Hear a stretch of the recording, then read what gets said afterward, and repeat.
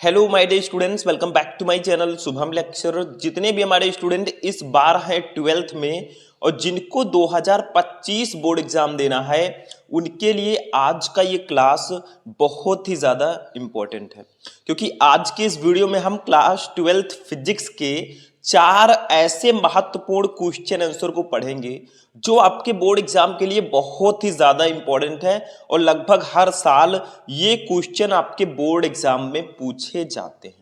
अब वो कौन कौन से 4 क्वेश्चन है जो सबसे ज्यादा आपके एग्जाम में आए हैं और ये लघु उत्तरीय प्रश्नों में भी पूछे जाते हैं, तो ध्यान से इस वीडियो को देखना। चारों क्वेश्चन देखिए मैंने यहाँ पे लिख रखा है और आप देख सकते हैं कितनी बार ये आपके बोर्ड एग्जाम में आया है। ये आपके फिजिक्स के जो सेकेंड फिजिक्स है ना, चैप्टर 9 से 14 तक, ये उन्हीं चैप्टर्स के टॉपिक्स हैं। देखो कौन कौन से क्वेश्चन है जो आज के इस वीडियो में हम पढ़ेंगे। एक एक क्वेश्चन को हम स्टेप बाय स्टेप डिस्कस करेंगे। बस आपको कॉपी और पेन लेकर बैठना है और ध्यान से इस वीडियो को देखना है। देखो सबसे फर्स्ट क्वेश्चन हमारा होगा, प्रकाश विद्युत प्रभाव के नियम लिखिए। देखो प्रकाश विद्युत प्रभाव या प्रकाश विद्युत उत्सर्जन एक टॉपिक है आपके विकिरण एवं द्रव्य की द्वैत प्रकृति चैप्टर में, ठीक है। तो आपको प्रकाश विद्युत प्रभाव के नियम बताना है, ठीक है। देखो 2015, 17, 18, 19, 22 में आ चुका है, तो 25 में भी आ सकता है। दूसरा देखो, द्रव्य तरंगे क्या हैं, द्रव्य तरंगों की तरंगदैर्ध्य का सूत्र लिखिए। ये भी क्वेश्चन काफी बार आया है, तो इसको भी मैं अभी बताने वाला हूं। अगर ऐसे लिख कर आओगे तो पूरे नंबर मिलेंगे। तीसरा देखो, प्रकाश विद्युत प्रभाव में देहली तरंगदैर्ध्य से आप क्या समझते हैं। आखिर देहली तरंगदैर्ध्य क्या होता है, ये भी कई बार आपके एग्जाम में आया है, तो इसको भी मैं अभी डिस्कस करूंगा। और फोर्थ हमारा क्वेश्चन होगा, नाभिकीय संलयन से क्या तात्पर्य है, मतलब नाभिकीय संलयन क्या होता है। तो चारों क्वेश्चन आज हम पढ़ने वाले हैं एक एक करके। बस आप वीडियो को लाइक करना, चैनल पर नए चैनल को भी सब्सक्राइब कर लेना। चलिए स्टार्ट करते हैं भैया। सबसे फर्स्ट हमारा टॉपिक है प्रकाश विद्युत प्रभाव के नियम लिखिए। अब देखो भैया, नियम तो आप लोग लिख देंगे, लेकिन सबसे पहले आपको यह पता होना चाहिए कि प्रकाश विद्युत प्रभाव होता क्या है। अगर वो पता होगा तो उसके नियम आप बहुत आसानी से लिख देंगे। तो देखो पहले मैं थोड़ा सा समझा देता हूं प्रकाश विद्युत प्रभाव क्या होता है। मान लीजिए ये कोई धातु है, कोई भी आप धातु ले सकते हैं, धातु की ये सतह है, ठीक है। अब धातु है भैया, तो इसके अंदर क्या पाए जाएंगे, क्या होगा इसके अंदर, इसके अंदर होगा इलेक्ट्रॉन। देखो धातु के अंदर मुक्त इलेक्ट्रॉन तो होते ही हैं, आप सभी को पता है, ठीक है। आवेश वाहक जिससे विद्युत धारा का प्रवाह होता है, तो ये आपके इलेक्ट्रॉन है और ये आपका जो है ये धातु है, ठीक है। तो जब किसी धातु पर उचित आवृत्ति का कोई प्रकाश आपतित होता है, अब इस पर एक प्रकाश आके देखो इस धातु की सतह पर पड़ा, ठीक है। उचित आवृत्ति का, उपयुक्त आवृत्ति का एक प्रकाश आकर इस पर पड़ा, जो आवृत्ति होगी उसको हम देहली आवृत्ति बोलेंगे, ठीक है। अब जब ये इस पर पड़ेगा तो जो इसमें से इलेक्ट्रॉन है ना, धातु की सतह से क्या होगा, ये इलेक्ट्रॉन उत्सर्जित होने लगेंगे, ये बाहर निकलने लगेंगे और इस इलेक्ट्रॉन को हम लोग बोलेंगे प्रकाश इलेक्ट्रॉन। ये जो आपके इलेक्ट्रॉन निकल रहे हैं ना, इसको हम लोग बोलेंगे प्रकाश इलेक्ट्रॉन या फोटो इलेक्ट्रॉन भी बोलते हैं। और इसी घटना को ही हम प्रकाश विद्युत प्रभाव या प्रकाश विद्युत उत्सर्जन कहते हैं। मतलब सिंपल सा है, जब उपयुक्त आवृत्ति का कोई प्रकाश किसी धातु की सतह पर आपतित होता है तो धातु की सतह से इलेक्ट्रॉन उत्सर्जित होने लगते हैं, यानी कि बाहर निकलने लगते हैं। इस घटना को हम प्रकाश विद्युत प्रभाव या प्रकाश विद्युत उत्सर्जन कहते हैं। और जो इलेक्ट्रॉन यहां से बाहर निकले मेरे भाई, उसको हम लोग प्रकाश इलेक्ट्रॉन बोलेंगे। इतना समझ में आ गया। सिंपल सा है कि जब उपयुक्त आवृत्ति का कोई प्रकाश किसी धातु की सतह पर आपतित होता है तो धातु की सतह से इलेक्ट्रॉन उत्सर्जित होने लगते हैं। तो जो इलेक्ट्रॉन उत्सर्जित होंगे उनको प्रकाश इलेक्ट्रॉन बोलेंगे और इस पूरी घटना को हम प्रकाश विद्युत उत्सर्जन बोलेंगे। बस हो गया। अब इसके नियम लिखना है कि आखिर ये कब इलेक्ट्रॉन आपके उत्सर्जित होंगे। तो देखो यहां पे प्रकाश विद्युत प्रभाव के नियम देखो, वैज्ञानिक लेनार्ड तथा मिलिकन ने प्रकाश विद्युत प्रभाव के संबंध में किए गए प्रयोगों से प्राप्त प्रेक्षणों के आधार पर कुछ नियम दिए जो प्रकाश विद्युत प्रभाव के नियम कहलाते हैं। ये तो ये बताया गया है कि आखिर इस नियम को किसने दिया था। अब ये जानते हैं कि आखिर प्रकाश विद्युत प्रभाव के नियम हैं क्या। ये जो प्रकाश विद्युत प्रभाव की प्रक्रिया हो रही है इसके नियम क्या है। देखो, प्रकाश विद्युत प्रभाव के नियम निम्न हैं। सबसे इंपॉर्टेंट ये है, मैं 4-5 नियम बताऊंगा, ध्यान से समझना। सबसे पहली चीज किसी धातु की सतह से प्रकाश इलेक्ट्रॉन के उत्सर्जन होने की दर धातु की सतह पर गिरने वाले प्रकाश की तीव्रता के अनुक्रमानुपाती होता है। मतलब इस धातु की सतह से जो प्रकाश इलेक्ट्रॉन उत्सर्जित हुए ना, जो प्रकाश इलेक्ट्रॉन जो निकले हैं, इनकी जो दर होगी, मतलब कितने समय में कितने इलेक्ट्रॉन निकलेंगे, वो इस प्रकाश ये जो प्रकाश जो धातु की सतह पर आपतित हुआ है इसकी तीव्रता के समानुपाती होती है। मतलब जितनी ज्यादा इस प्रकाश की तीव्रता होगी उतने ज्यादा इलेक्ट्रॉन इस धातु की सतह से निकलेंगे। ठीक है, वही कहा गया है आपसे कि किसी धातु की सतह से प्रकाश इलेक्ट्रॉन के उत्सर्जित होने की दर, मतलब इस धातु की सतह से जो प्रकाश इलेक्ट्रॉन के उत्सर्जित होने की जो दर होगी वो सतह पर गिरने वाले प्रकाश की तीव्रता के अनुक्रमानुपाती होगी। वो इस सतह पर गिरने वाले जो ये प्रकाश है ना, ये जो प्रकाश आपतित हुआ है इसकी तीव्रता के अनुक्रमानुपाती होगी। आप लोग इसको लिख सकते हैं, ये आपतित प्रकाश है, लिख दोगे ठीक ही रहेगा, आपतित प्रकाश। ठीक है, जो प्रकाश आकर गिरा है ये वही है। ठीक है, अब दूसरी चीज हम लोग समझते हैं, दूसरा नियम समझते हैं। ये समझ में आ गया कि जो इलेक्ट्रॉन के उत्सर्जित होने की दर है वो इस प्रकाश की तीव्रता के अनुक्रमानुपाती होगा। जितनी तीव्रता होगी प्रकाश की उतने ज्यादा इलेक्ट्रॉन निकलेंगे। दूसरा, उत्सर्जित प्रकाश इलेक्ट्रॉनों की अधिकतम गतिज ऊर्जा प्रकाश की तीव्रता पर निर्भर नहीं करती। मतलब जो आपके इलेक्ट्रॉन इस सतह से उत्सर्जित हुए हैं इनकी जो गतिज ऊर्जा है वो प्रकाश की तीव्रता पर निर्भर नहीं करती। मतलब ये जो इलेक्ट्रॉन है इनकी जो गतिज ऊर्जा होगी ना वो प्रकाश की तीव्रता पर बिल्कुल भी डिपेंड नहीं करेगी। समझ में आ रहा है? मतलब सिंपल सा है, समझना चाहिए क्योंकि इंपॉर्टेंट है और सिंपल सा ये आपका टॉपिक है। ठीक है, बहुत इंपॉर्टेंट है क्योंकि लघुत्तरीय प्रश्नों में अक्सर ये आपके बोर्ड एग्जाम में आता है और आता रहेगा। तीसरा वाला देखते हैं, ध्यान से समझना। तीसरा, प्रकाश इलेक्ट्रॉनों की अधिकतम गतिज ऊर्जा प्रकाश की आवृत्ति बढ़ने पर बढ़ती है। यानी कि जो हमारे ये इलेक्ट्रॉन उत्सर्जित हुए हैं ना इनकी जो गतिज ऊर्जा है वो आपतित प्रकाश की जो आवृत्ति है उसके बढ़ने पर बढ़ेगी। मतलब प्रकाश इलेक्ट्रॉनों की अधिकतम गतिज ऊर्जा प्रकाश की आवृत्ति के बढ़ने पर बढ़ती है। इसकी जो इलेक्ट्रॉनों की अधिकतम गतिज ऊर्जा होगी ना वो इसकी आवृत्ति पर निर्भर करेगी। अगर आवृत्ति को बढ़ाया जाएगा तो इन इलेक्ट्रॉनों की जो गतिज ऊर्जा है वो बढ़ेगी, ये कहा जा रहा है। तो यही सब नियम में लिखना होता है, कुछ और नहीं करना है। सिंपल सा टॉपिक है और हम सिंपली आपको बता भी रहे हैं। ठीक है, इसमें कुछ है नहीं, ऐसे आप जाकर एक एक नियम को लिख देना, काम हो जाएगा, नो टेंशन। चौथा देखते हैं भैया, चौथा वाला नियम ध्यान से समझना एक एक को। अब देखो स्टूडेंट, चौथा है, यदि आपतित प्रकाश की आवृत्ति एक न्यूनतम मान से कम है तो धातु से कोई भी प्रकाश इलेक्ट्रॉन नहीं निकलता। यह न्यूनतम आवृत्ति देहली आवृत्ति भिन्न भिन्न धातुओं के लिए भिन्न भिन्न होती है। मतलब आपसे कहा जा रहा है ये जो प्रकाश आपतित हुआ इस धातु की सतह पर ना, इस प्रकाश की आवृत्ति अगर न्यूनतम आवृत्ति से कम है, अगर देहली आवृत्ति से कम है तो इस धातु की सतह से कोई भी इलेक्ट्रॉन नहीं निकलेगा।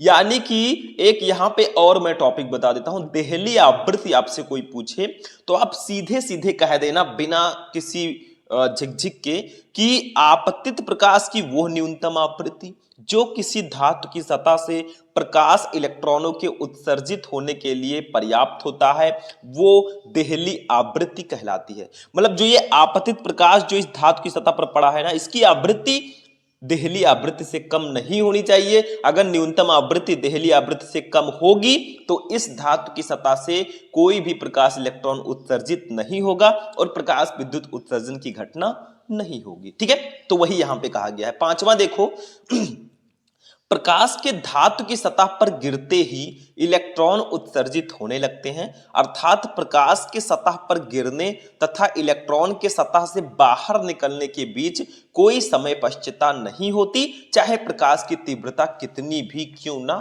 हो। मतलब कहा जा रहा है कि जैसे ही ये प्रकाश इस धातु की सतह पर गिरेगा इससे तुरंत ही इलेक्ट्रॉन उत्सर्जित होने लगेंगे। इस प्रकाश की धातु की सतह पर गिरने और इस इलेक्ट्रॉन के उत्सर्जित होने के बीच कोई समय पश्चाता नहीं होती, मतलब ज्यादा टाइम नहीं लगता है। जैसे ही ये प्रकाश इस पर गिरता है भैया, तुरंत ही प्रकाश इलेक्ट्रॉन उत्सर्जित होने लगते हैं। तो ये कुछ 5 नियम थे जो मैंने आपको बता दिया। यही आप जाकर लिख दोगे पांचों ना, नंबर आपको पूरा मिलेगा। कोई जरूरी नहीं है कि आप ये चित्र बनाएं, क्योंकि ये मैं समझा रहा था आपको कि आखिर प्रकाश विद्युत प्रभाव या प्रकाश विद्युत उत्सर्जन होता क्या है, क्योंकि उसको जानोगे तभी उसके नियम को आप अच्छे से समझ पाओगे। चलो, ये हमारा फर्स्ट वाला क्वेश्चन कंप्लीट हुआ, 4 नंबर आपका कंप्लीट। दूसरा वाला क्वेश्चन अब हम देखेंगे मेरे स्टूडेंट। दूसरा क्वेश्चन ये देखो, इसको समझो, ये भी क्वेश्चन काफी ज्यादा इंपॉर्टेंट है और ये हमारे लघु उत्तरीय प्रश्नों में फिजिक्स में डायरेक्टली पूछा जाता है कि द्रव्य तरंगे क्या है। इसी चैप्टर का हमारे क्वेश्चन है, विकिरण एवं द्रव्य की द्वैत प्रकृति का। क्योंकि इस चैप्टर से लघु उत्तरीय प्रश्न ज्यादातर आते हैं, कई बार आए हैं, तो इसीलिए मैं इसको इस वीडियो में लेकर आया हूं।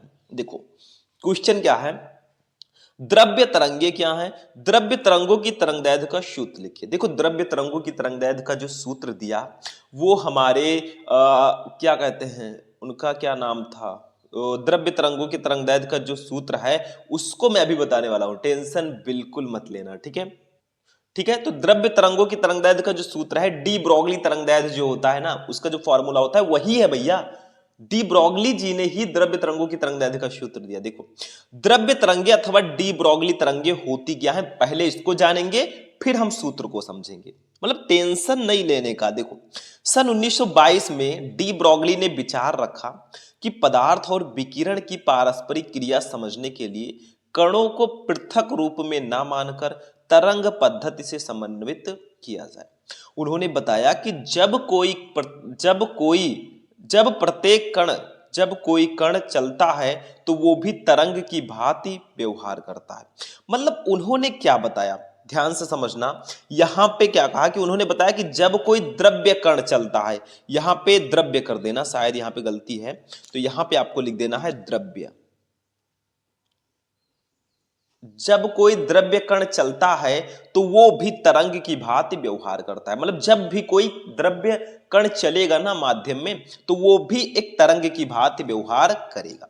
तो इसको आप ऐसे लिख दोगे, नंबर मिल जाएगा। अभी द्रव्य तरंग होती क्या है वो आगे हम डिस्कस करेंगे, ऐसे देखते देखते। देखो, इस सिद्धांत का सत्यापन डेविसन और जर्मन ने अपने प्रयोगों द्वारा किया। उन्होंने स्थापित किया कि इलेक्ट्रॉन के किरण पुंज का विवर्तन देखा जा सकता है, जो एक तरंग का गुण है। मतलब इलेक्ट्रॉन भी एक तरंग की बात व्यवहार करता है, ऐसा उन्होंने बताया कि उसका भी विवर्तन हम देख सकते हैं। तरंगों में विवर्तन की प्रक्रिया पाई जाती है, जो एक तरंग का गुण है। अतः द्वैती प्रकृति न केवल प्रकाश में होती है बल्कि ये द्रव्य कणों में भी होती है। देखो, द्वैती प्रकृति जो है वो सिर्फ प्रकाश में नहीं होती, वो द्रव्य कणों में भी होती है, ऐसा इन्होंने बताया। द्रव्य तरंगे क्या है, देखो ध्यान से अब समझो, यहां से इसका डेफिनेशन शुरू होता है। गतिमान कणों, इलेक्ट्रॉनों या प्रोटॉनों आदि से तरंग संबंध होती है। इन तरंगों को द्रव्य तरंगे अथवा डी ब्रोगली तरंगे कहते हैं। मतलब द्रव्य तरंग, ये हेडिंग समझ लो, ये द्रव्य तरंग आपका हेडिंग है। अब द्रव्य तरंगे हैं क्या, मेन आपका जो डेफिनेशन है, जो परिभाषा है वो यही है। देखो, गतिमान कणों, इलेक्ट्रॉन प्रोटॉन आदि से तरंग संबद्ध होती है। इन तरंगों को द्रव्य तरंगे अथवा डी ब्रोगली तरंगे कहते हैं। बहुत सिंपल सा है कि जो हमारे गतिमान कण हैं, जैसे इलेक्ट्रॉन या प्रोटॉन, इससे हमेशा एक तरंग संबद्ध होती है। इन्हीं तरंगों को ही हम द्रव्य तरंगे अथवा डी ब्रोगली तरंगे कहते हैं। सिंपल सा है, यही डेफिनेशन आपको लिखना है मेनली। बाकी जो मैंने बताया वो तो आप लिख देंगे, ठीक ही है। नहीं भी लिखते हैं तो आप इस डेफिनेशन को लिख देंगे, आपको नंबर मिल जाएगा। मेन पॉइंट हमारा यही है कि जो गतिमान कण इलेक्ट्रॉन प्रोटॉन है, इनसे तरंग संबद्ध होती है। इन तरंगों को द्रव्य तरंगे अथवा डी ब्रोगली तरंगे कहते हैं। द्रव्य तरंगों की तरंगदैर्घ्य डी ब्रोगली तरंगदैर्घ्य कहलाती है। मतलब जो द्रव्य तरंगे होती है ना, उनकी जो तरंगदैर्घ्य है उसको हम डी ब्रोगली तरंगदैर्घ्य के नाम से जानते हैं। बस यही समझो आप, कुछ नहीं समझना। यहां से लेकर यहां तक जो है ना, ये एकदम मेन पॉइंट है, गागर में सागर है और इंपॉर्टेंट है। अब देखो, द्रव्य तरंगों की तरंगदैर्घ्य का सूत्र भी हमें लिखना था। अब द्रव्य तरंगों की तरंगदैर्घ्य का जो सूत्र है, जिसको हम डी ब्रोगली तरंगदैर्घ्य भी बोल सकते हैं, क्योंकि देखो द्रव्य तरंगों को हम डी ब्रोगली तरंगे भी कहते हैं। द्रव्य तरंगों के तरंगदैर्घ्य के सूत्र को हम डी ब्रोगली तरंगदैर्घ्य का सूत्र भी बोलेंगे। तो डी ब्रोगली जी ने जो बताया वो लिख देते हैं, क्या करना है हमें। देखो उन्होंने बताया जो तरंगदैर्घ्य लैम्डा होता है वो h अपान एम बी के बराबर होता है, h अपान एम बी, ये उन्होंने बताया था हमारे डी ब्रोगली जी ने। यही डी ब्रोगली तरंगदैर्घ्य का सूत्र है या द्रव्य तरंगों की तरंगदैर्घ्य का सूत्र है। यहां पे लैम्डा क्या है थोड़ा सा डिस्कस करेंगे, एच क्या है इसको भी जानेंगे, एम क्या है इसको भी जानेंगे, और वी क्या है इनको भी जानेंगे, सबको जानेंगे। देखो लैम्डा है तरंगदैर्घ्य, क्या है वेवलेंथ जिसको बोलते हैं तरंगदैर्घ्य, ठीक है। इसके बाद में एच है प्लांक नियतांक, ये प्लांक कांस्टेंट है जिसको हम लोग प्लांक नियतांक बोलते हैं, ठीक है। एम क्या है, ये कण का द्रव्यमान है, क्या है कण का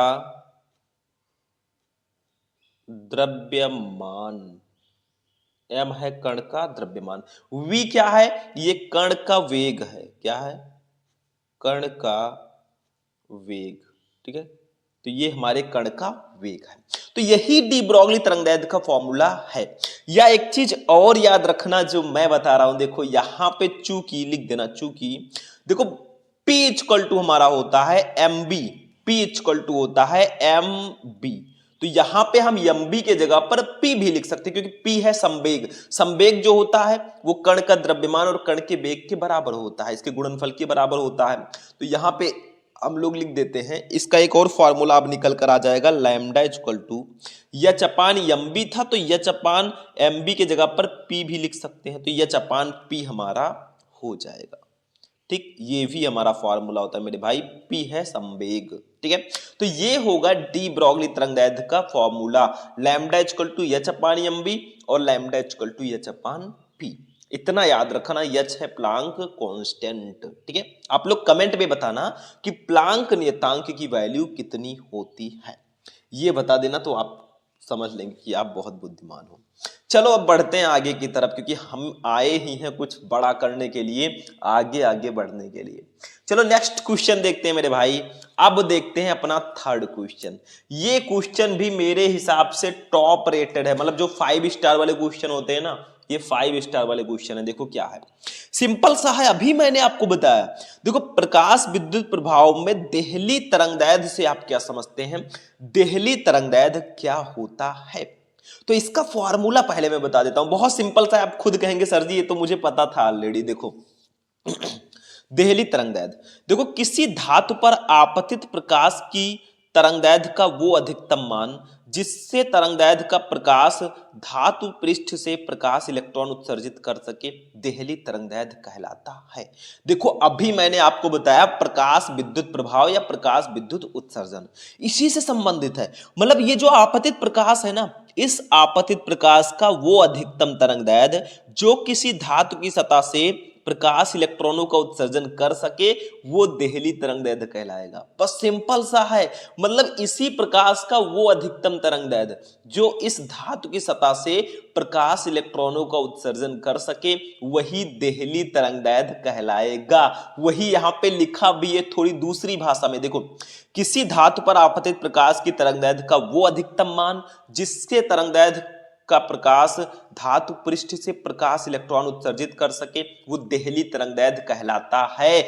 मतलब हमारी भाषा में अगर समझो तो कैसे लिखना, मतलब थोड़ा समझने के लिए मैं इजी कर देता हूं। देखो आपतित प्रकाश का वो अधिकतम तरंगदैर्घ्य जो किसी धातु की सतह से प्रकाश इलेक्ट्रॉनों का उत्सर्जन कर सके, वो देहली तरंगदैर्घ्य कहलाता है। देहली आवृत्ति कोई पूछे तो मैंने बताया था, आपतित प्रकाश की वो न्यूनतम आवृत्ति जो किसी धातु की सतह से प्रकाश इलेक्ट्रॉनों का उत्सर्जन कर सके, वो देहली आवृत्ति होगी।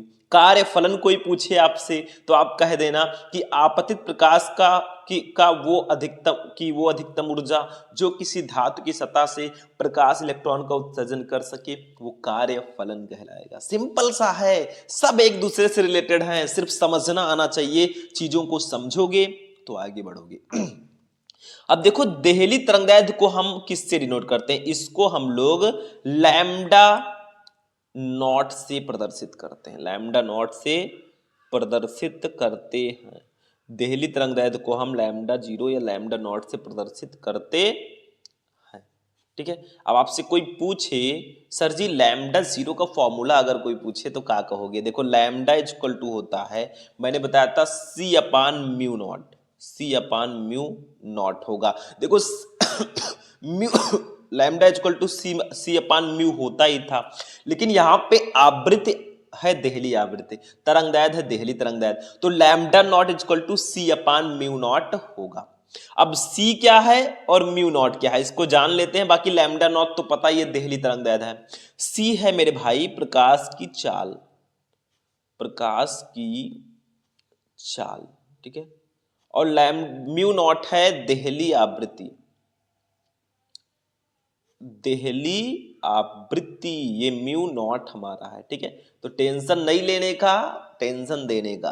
तो ये देहली तरंगदैर्घ्य हो गया कि आपतित प्रकाश का वो अधिकतम तरंगदैर्घ्य जो किसी धातु की सतह से प्रकाश इलेक्ट्रॉनों का उत्सर्जन कर सके, वो देहली तरंगदैर्घ्य कहलाएगा। इसको लैम्डा जीरो से या लैम्डा नॉट से प्रदर्शित करेंगे। Lambda naught equal to C upon mu naught, C है प्रकाश की चाल, म्यू नॉट है देहली आवृत्ति, ठीक है। हो गया, ये तीसरा क्वेश्चन भी हो गया। सारे के सारे क्वेश्चन हाई रेटेड वाले हैं, बिल्कुल मत मिस करना। और अगर आप लोग चाहते हैं कि ऐसे ही मैं क्लास लाता रहूं तो वीडियो को लाइक कर देना, चैनल को सब्सक्राइब कर लेना। नेक्स्ट देखते हैं अब हम लोग, इसको समझना जरूरी है। नाभिक चैप्टर का ये क्वेश्चन है, आखिर चैप्टर को बदला ही गया, और बदला गया है तो हम अच्छे से बता भी देते हैं आपको, टेंशन नहीं लेने का। देखो नाभिकीय संलयन से क्या तात्पर्य है, नाभिकीय संलयन क्या होता है, तो हमारा हेडिंग रहेगा नाभिकीय संलयन। पहले इसको समझते हैं, आखिर नाभिकीय संलयन का मतलब ही होता है मिलना, संलयन, ठीक है। चलो देखो, दो हल्के नाभिकों के परस्पर संयुक्त होकर भारी नाभिक बनाने की प्रक्रिया को नाभिकीय संलयन कहते हैं। कितना ज्यादा इजी इसका डेफिनेशन है, परिभाषा इसकी बहुत इजी है। देखो दो हल्के नाभिकों के परस्पर संयुक्त होकर, मतलब दो हल्के नाभिकों के मिलने से भारी नाभिक बनाने की प्रक्रिया को नाभिकीय संलयन कहते हैं। सिंपल सा है, मतलब दो हल्के नाभिक जब मिलकर भारी नाभिक बनाते हैं, इसी प्रक्रिया को ही हम नाभिकीय संलयन बोलते हैं, ठीक। चलो अब देखो यहां पे संलयन से प्राप्त नाभिक का द्रव्यमान संलयन करने वाले मूल नाभिकों के द्रव्यमानों के योग से कम होता है तथा द्रव्यमान के इस अंतर के तुल्य ऊर्जा इस प्रक्रिया में मुक्त होती है। मतलब संलयन से प्राप्त नाभिक का जो द्रव्यमान है वो संलयन करने वाले मूल नाभिकों के द्रव्यमान के योग से कम होता है।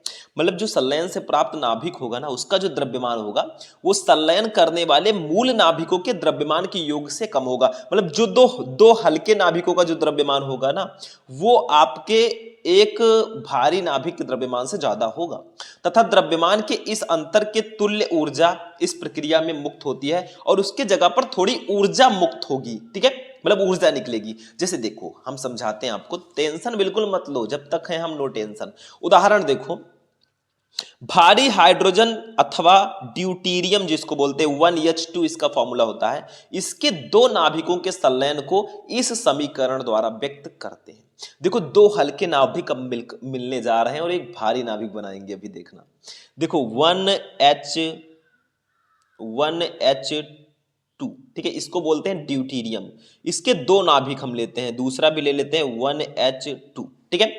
दोनों नाभिकों का हुआ संलयन, ठीक है, नाम इनको दे देते हैं, बस लिख देना ड्यूटीरियम, दोनों का नाम सेम है तो एक का मैं लिख देता हूं, दूसरा तो आपका हो ही जाएगा ड्यूटीरियम। देखो दो हल्के नाभिक यहां पे मिले, ठीक है, बनेगा क्या आपका 1H3, ये बनेगा ट्राइटियम, और आपका बनेगा 1H1 हो जाएगा, ये बनेगा आपका हाइड्रोजन, और इसमें थोड़ी ऊर्जा मुक्त होगी 4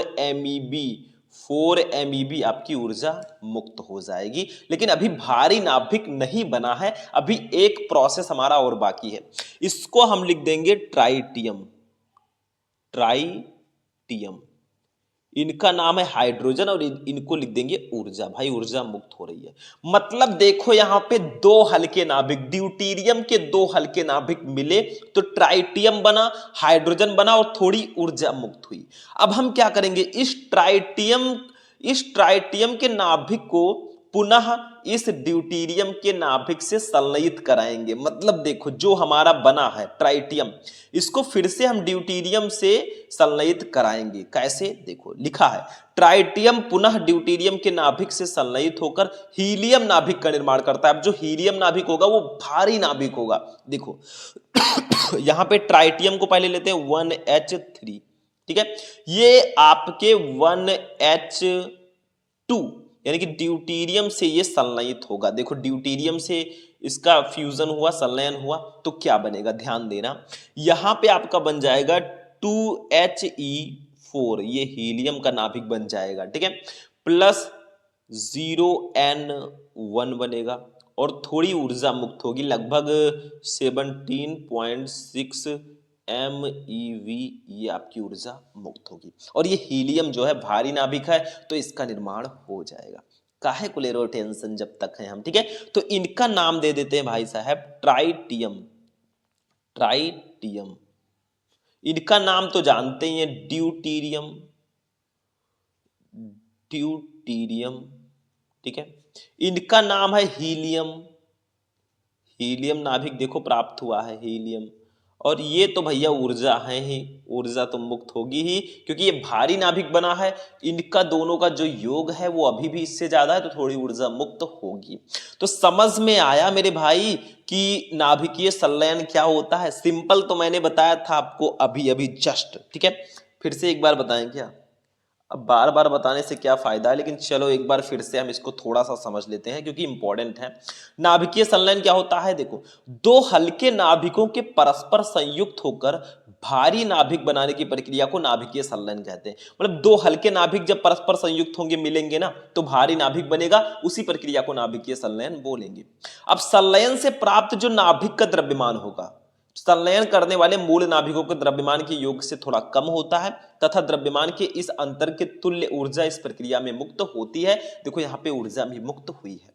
तो सबसे पहले भारी हाइड्रोजन अथवा ड्यूटीरियम के दो नाभिकों के संलयन को इस समीकरण द्वारा व्यक्त करते हैं। मतलब जब दो हल्के नाभिक मिलेंगे तो कैसे भारी नाभिक बनाएंगे। देखो ये आपका ड्यूटीरियम है 1H2 और ये ड्यूटीरियम है 1H2, दो हल्के नाभिक मिले तो आपका 1H3 बना, यानी कि ट्राइटियम बना, 1H1 हाइड्रोजन बना और थोड़ी सी ऊर्जा मुक्त हुई क्योंकि इसका जो द्रव्यमान होगा वो इन दोनों नाभिकों के योग से थोड़ा कम होगा, इसीलिए यहां पे ऊर्जा मुक्त होगी ताकि मैनेज हो जाए। अब फिर से हम क्या करेंगे, ये ट्राइटियम जो हमें प्राप्त हुआ है ना, इसका पुनः हम इस ड्यूटीरियम के नाभिक से संलयन कराएंगे तो हीलियम नाभिक का निर्माण होगा। देखो ये हमने ले लिया ट्राइटियम, इसका ड्यूटीरियम के साथ हमने दोबारा संलयन करा दिया, ठीक है, तो हमारा बना हीलियम का नाभिक 2He4 जो कि भारी नाभिक है और 0N1 बना और 17.6 MeV की ऊर्जा भी यहां पे मुक्त हुई, ठीक है। तो ये हमारा क्वेश्चन भैया कंप्लीट हो चुका है। और आज हमने पढ़ा, हमने किया क्लास 12 फिजिक्स के 4 ऐसे महत्वपूर्ण प्रश्नों को जो भैया बहुत ज्यादा इंपॉर्टेंट है। खुद देख लो, आपके सामने है, बुक उठाकर देख लो, आपको ये क्वेश्चन काफी ज्यादा पूछे मिल जाएंगे। तो ऐसे क्वेश्चन आते रहेंगे, हम आपको पढ़ाते रहेंगे, टेंशन बिल्कुल मत लेना। जाते जाते इस वीडियो को लाइक कर देना, चैनल को सब्सक्राइब कर देना, ताकि ऐसे ही जो मेन क्वेश्चंस है ना एग्जाम के लिए, वो मैं आपके लिए प्रॉपर लाता रहूं। तो चलिए फिर मिलते हैं हम लोग नेक्स्ट वीडियो में नेक्स्ट टॉपिक के साथ। तब तक के लिए बाय बाय, जय हिंद।